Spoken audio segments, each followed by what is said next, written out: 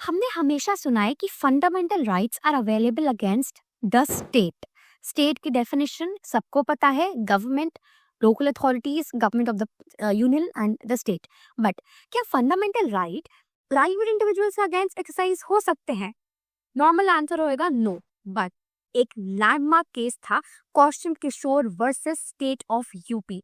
इस केस में ये बोला गया था कि non state actors, if they violate fundamental rights, they can be held liable. इस केस में बेसिकली यूपी के कुछ मिनिस्टर्स ने डेरोगेटरी रिमार्क्स बेसिकली बोले थे एक पब्लिक स्पीच में।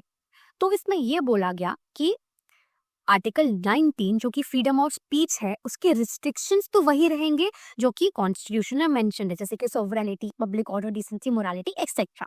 तो रिस्ट्रिक्शंस अब नॉन स्टेट एक्टर्स के लिए ज्यादा नहीं बन सकते, बिकॉज जो रिस्ट्रिक्शंस मेंशन्ड है वही एप्लीकेबल होंगे। बट अगर non state actors derogatory hate speech remarks बोलते हैं तो of course they can be held liable.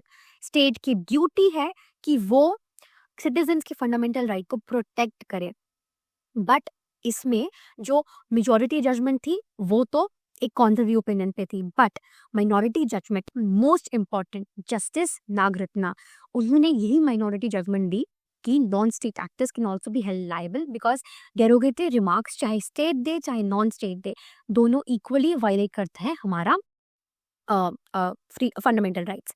अब इसमें एक और चीज बोली गई कि अगर एक ऑफिशियल ड्यूटी पे, ऑफिशियल कैपेसिटी में अगर किसी मिनिस्टर ने कोई डेरोगेटरी रिमार्क पास ऑन किया है तो उसके लिए लायबल कौन रहेगा? स्टेट, बिकॉज यहाँ पे वाइकेरियस लाइबिलिटी आ जाएगी। This was the whole judgement about Kaushal Kishore versus state of UP.